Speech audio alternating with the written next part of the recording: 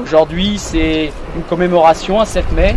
Demain, tous les élus seront le 8 mai dans leurs mairies respectives pour honorer les anciens combattants de toute religion. Aujourd'hui, on a voulu pointer du doigt une partie de cette histoire, ici à Bobigny.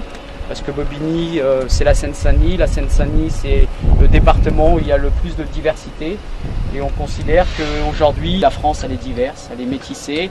Et nous, on est comme nos parents. On ne combat pas forcément en faisant couler le sang, mais on combat avec notre volonté pour faire passer des messages et dire aux Français de souche que n'ayez pas peur de nous, on est comme vous, on a la même histoire, on a les mêmes traditions, on a les mêmes volontés, on veut travailler, avoir un logement.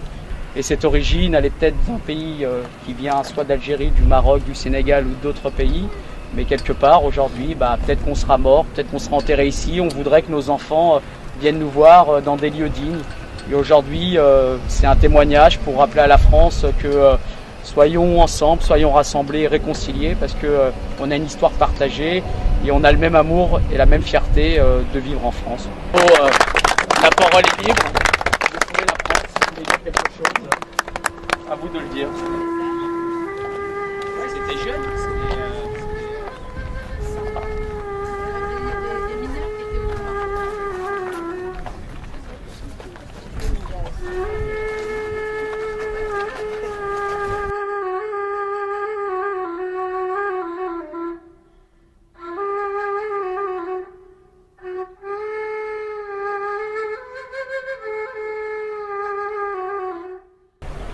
Dès le 18 juin 1940, à Londres, le général de Gaulle appelle tous les Français à continuer le combat à ses côtés.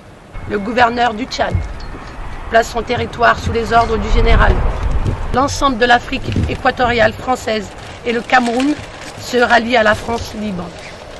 En septembre 1940, c'est le tour des établissements français de l'Inde, d'Haïti, les îles du Pacifique et de la Nouvelle-Calédonie proclament à leur tour leur adhésion au combat. En juin 1941, la Syrie et le Liban, libérés du contrôle de l'ennemi, reprennent leur place dans la guerre. Le 24 décembre 1941, les populations de Saint-Pierre-et-Miquelon se rallient par plébiscite. En novembre 1942, les débarquements anglo-américains et l'insurrection des patriotes dont passé l'Afrique du Nord dans le camp de la Liberté, puis Madagascar, La Réunion, Djibouti se rallient. En 1943, la Guyane et les Antilles françaises deviennent à leur tour territoires ralliés. D'autres, bien sûr, se sont ralliés. Je pense aux Espagnols, aux Italiens, aux Polonais, aux Russes. Des braves gens qui veulent libérer un pays. Le leur, une patrie que beaucoup ne connaissent pas. Des tirailleurs sénégalais, des différents groupes coloniaux et des volontaires venus de tous les points du globe ont tenu une place essentielle dans la libération de la France. Ainsi, dans la première division libre, elle comprenait 70% d'indigènes dans les unités d'infanterie.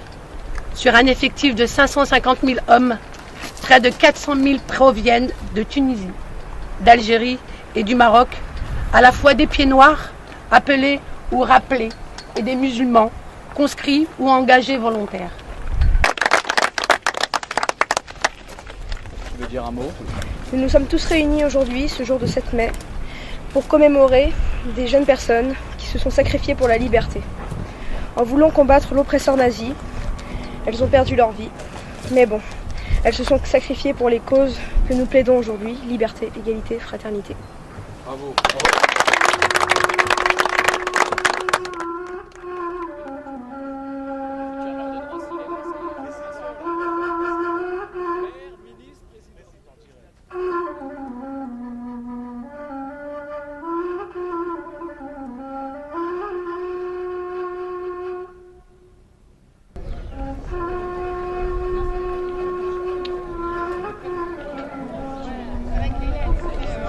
Parce que bien souvent, hein, toujours... Ça s'appelle les sénatoriales.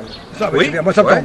C'est pour ça que le 28 mai, il va falloir qu'on se réunisse pour parler. Est-ce qu'ici, où il y a, pour gagner, pour dire si on se mettait tous d'accord, de toute sensibilité politique, mais on on s'en fout, pourrait faire l'étiquette, un élu, on pourrait faire un l'étiquette, faut sénateur. laisser de côté. sénateur, Kamel.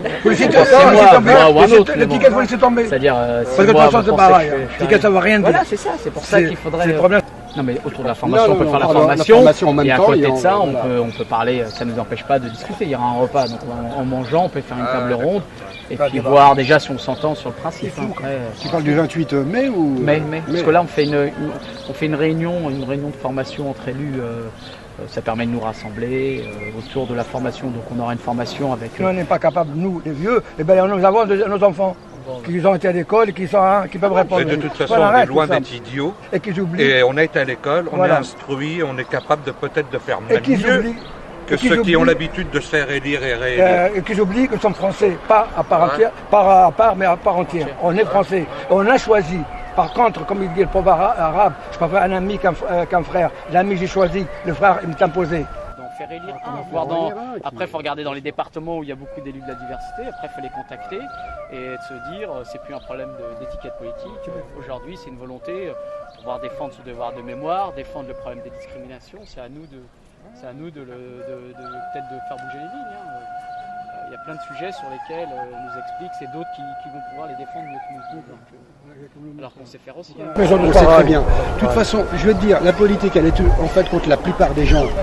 Ils se servent de la politique pour se servir. Mais oui, mais la politique, c'est pour eux.